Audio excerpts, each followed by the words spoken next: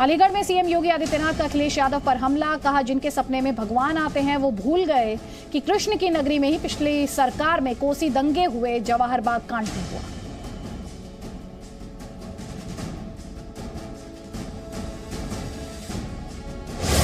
कृष्ण उनको कोस रहे होंगे और इसलिए कोस रहे होंगे क्योंकि भगवान कृष्ण ने उनको यह भी जरूर कहा होगा कि जब तुम्हें सत्ता मिली थी तब मथुरा, वृंदावन, बरसाना, गोकुल, बलदेव के लिए पाए, लेकिन वहां पर कंस को पैदा करके जवाहर बाग की घटना जरूर करवा दिए थे।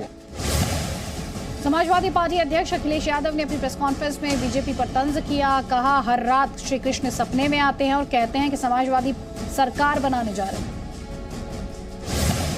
रात हमारे सपने में आए थे भगवान कृष्ण, कह रहे थे आपकी सरकार बनने वाली है और एक बार नहीं आए, हर दिन आते हैं, हर दिन। कोई दिन ऐसा नहीं जिस दिन भगवान हमारे सपनों में ना करके कहते हो कि आपकी सरकार बनने जा रही है। कन्नौज से करोड़ों की बरामदगी के बहाने समाजवादी पार्टी पर निशाना, का पहले दीवारों के अंदर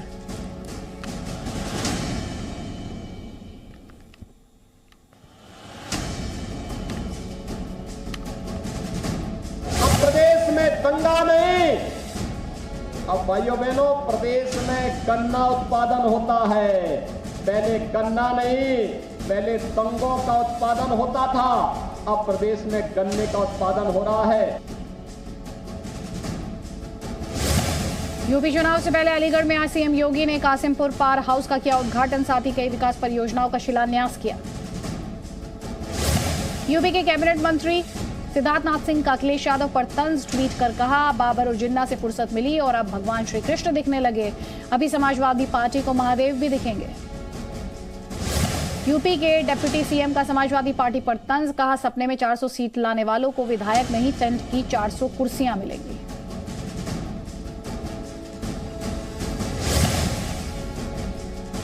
यूपी चुनाव का सियासी इत्र, कन्नौज में पंपी जैन की फैक्ट्री और घर पर इनकम टैक्स की रेड खत्म, कई दस्तावेज और सबूत साथ लेकर गई टीम।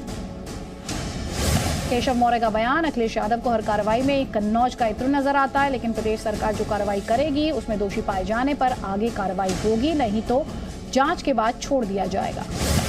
इसमें क्या कहना है, जांच एजेंसियां हैं, किसी ने अगर कोई गलत किया होगा तो जांच एजेंसियां जांच करती हैं, गलत चीज पकड़ा जाता है तो उस पर कार्रवाई होती है। लेकिन यह सही है कि आजकल समाजवादी पार्टी के लोग घबराते जल्दी हैं कि ये कहाँ इत्र में सुगंध आ रही थी, उसकी दुर्गंध पूरे प्रदेश में फैल गई। प्रधानमंत्री जी ने जो कहा था, न खाऊंगा न खाने दूंगा, और अगर किसी ने खाया है तो पूरा निकाल करके गरीबों के चरणों में समर्पित कर। समाजवादी पार्टी के राज्यसभा सांसद सुखराम सिंह यादव का बीजेपी पर हमला, का छापेमारी का वोटर्स पर नहीं पड़ेगा कोई असर, जनता सब जानती है। जब चुनाव आते हैं, जो सरकार केंद्र रहती है उसने हमेशा यही काम किया है। ये कोई नई परंपरा नहीं है, पहले भी होता रहा है, आज भी हो रहा है। इन छापों से कोई फर्क नहीं पड़ता है, आम मतदाता पर इस पर प्रभाव नहीं पड़ता है। परिवारवाद को लेकर समाजवादी पार्टी पर हमला, सीएम योगी ने कहा पिछली सरकार की सोच परिवारवादी, वो सिर्फ अपने परिवार के बारे में सोचते थे, समाजवादी पार्टी ने लूटा गरीबों का पैसा। सरकार की विकास की कोई सोच नहीं थी, उनकी सोच केवल परिवारवाद और वंशवाद तक थी। अपने परिवार के बारे में सोचते थे, अपने वंश के बारे में सोचते थे। बरेली में कांग्रेस की लड़की हूं, लड़ सकती हूं मैराथन के दौरान भगदड़, कई छात्राएं घायल, ज्यादा भीड़ की वजह से फैली अव्यवस्था, पुलिस जांच जारी। कांग्रेस नेता सुप्रिया एरन का बेतुका बयान, कहा जब वैष्णो देवी में मच सकती है भगदड़ तो ये बच्चियां हैं, ये इंसानी फितरत होती है, भगदड़ के पीछे जताई साजिश की आशंका। तीर्थ यात्रा के लिए लोग वैष्णो देवी गए थे, वहाँ क्या हुआ उसको आप क्या कहेंगे? ये इंसानी फितरत होती है कि हम आगे बढ़ जाएं, पहले हम आगे बढ़ें। यहाँ तो ये छोटी बच्चियां हैं, अभी स्कूल में पढ़ी रही हैं, तो थोड़ा बहुत भागदौड़ हो गई। सहारनपुर से सीएम योगी का विपक्ष पर हमला, कहा सत्ता थी तो दंगे करवा रहे थे, राम भक्तों पर गोली चलवाने वाले कम से कम माफी तो मांग ले। कर चुके होते तो फिर राम भक्तों पर गोलियों चलाने वालों माफी मांगोगे? राम भक्तों से क्या माफी मांगोगे इस कार्य के लिए? राम भक्तों का नृशंस हत्या करने वाले लोग आज मंदिर की बात कर रहे हैं। देवबंद में सीएम योगी ने किया एटीएस सेंटर का शिलान्यास। यूपी चुनाव से पहले हर तरफ विकास परियोजनाओं की सौगात। 5 चुनावी राज्यों में चुनाव के लिए कोरोना गाइडलाइंस पर चुनाव आयोग ने की बैठक। कोरोना गाइडलाइंस पर बदलाव, कुछ नई चीजें शामिल करने पर हुई बात। सूत्रों के मुताबिक चुनाव आयोग 10 से 14 जनवरी के बीच कर सकता है उत्तर प्रदेश, उत्तराखंड, पंजाब, गोवा और मणिपुर के विधानसभा चुनाव कार्यक्रम का ऐलान। चुनाव के ऐलान के बाद बीजेपी करेगी विधानसभा चुनाव के लिए उम्मीदवारों के नाम की घोषणा। 14 जनवरी के बाद होगी बीजेपी केंद्रीय चुनाव समिति की बैठक। प्रधानमंत्री मोदी होंगे शामिल। पूर्वी यूपी से होगी यूपी चुनाव की शुरुआत। सूत्रों के मुताबिक बीजेपी नेताओं ने चुनाव आयोग से लखनऊ में मुलाकात कर यह आग्रह किया है। चुनाव से पहले जाति समीकरण साधने की कोशिश। यूपी बीजेपी प्रदेश अध्यक्ष स्वतंत्र देव सिंह का मिर्जापुर और वाराणसी दौरा। पिछड़ा वर्ग सम्मेलन का आयोजन। चुनाव से पहले सूर्य नमस्कार पर सियासी संग्राम। सूर्य नमस्कार कार्यक्रम के विरोध में उतरा all India Muslim personal law board. कहा सूर्य नमस्कार करना इस्लाम के विरुद्ध। मुस्लिम छात्रों को दी सूर्य नमस्कार न करने की सलाह। All India Muslim personal law board के बयान पर यूपी कैबिनेट मंत्री मोहसिन रजा का पलटवार। कहा तुष्टीकरण की राजनीति कर रहा है बोर्ड, सूर्य नमस्कार से मिलेगी शक्ति। सूर्य नमस्कार करने दीजिए, क्योंकि सूर्य नमस्कार से बच्चों को विटामिन डी भी मिलता है और ऊपर वाले का, अल्लाह का, ईश्वर का आशीर्वाद भी मिलता है। तो आपको ना धर्म पता है ना दुनिया पता है, लिहाजा इस तरह के अनर्गल बयान देकर ये लोग जानबूझकर कंट्रोवर्सी फैलाते हैं, तुष्टीकरण की बात करते हैं, क्योंकि इन्होंने अपने समाज को पढ़ने नहीं दिया है। यूपी में अगले हफ्ते से ब्राह्मण वोटरों की नाराजगी दूर करने के लिए अभियान शुरू करेगी बीजेपी। प्रदेश की 403 में से लगभग 300 विधानसभा सीटों पर ब्राह्मण वोटरों की संख्या 10,000 से ज्यादा।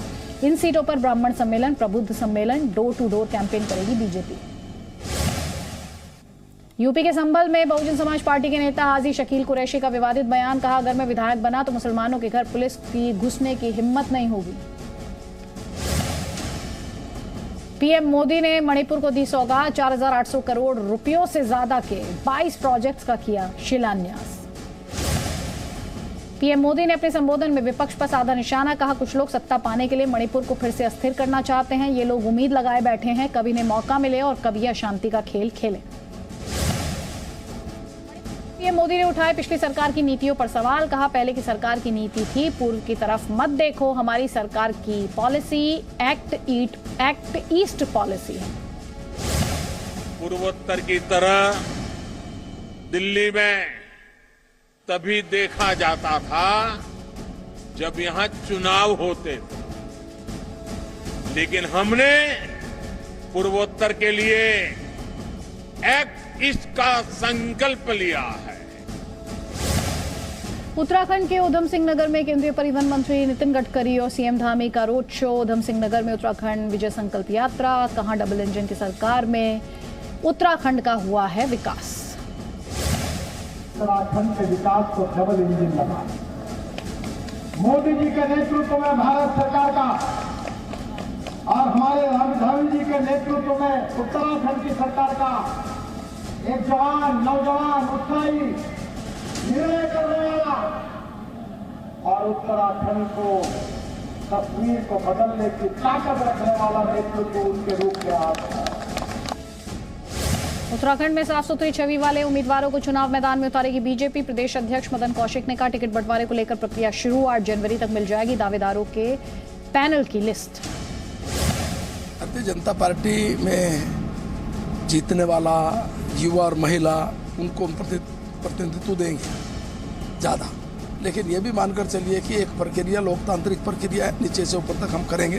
कार्यकर्ताओं की भावना के अनुरूप कार्य होगा और मैं समझता हूँ कि यह प्रक्रिया हमने शुरू कर दी। 9 जनवरी को कांग्रेस महासचिव प्रियंका गांधी का उत्तराखंड दौरा। श्रीनगर और अल्मोड़ा में हो सकती है प्रियंका गांधी की 2 जनसभाएं। नैनीताल में विधानसभा चुनाव में मतदाताओं को जागरूक करने के लिए स्पेशल कैंपेन। कोई मतदाता न छूटे, कोई मतदाता मतदान से न छूटे। अभियान का मकसद युवाओं, महिलाओं और दिव्यांगों को वोट के लिए जागरूक करना। प्रधानमंत्री मोदी का कल पंजाब दौरा। बीजेपी के चुनावी गठबंधन के प्रचार की शुरुआत करेंगे। फिरोजपुर में प्रधानमंत्री का कार्यक्रम। पीजीआई चंडीगढ़ की सैटेलाइट विंग का भी करेंगे शिलान्यास। जनसभा करेंगे प्रधानमंत्री। प्रधानमंत्री मोदी की रैली से पंजाब को बड़ी उम्मीद, अकाली दल संयुक्त के नेता सुखदेव सिंह ढींडसा ने कहा। सीएम चन्नी, नवजोत सिंह सिद्धू, अरविंद केजरीवाल, सुखबीर सिंह बादल हर रोज करते हैं नए नए ऐलान, लेकिन ये बताएं इतना पैसा कहां से आएगा। पंजाब पर पहले से 3 लाख करोड़ का है कर्ज।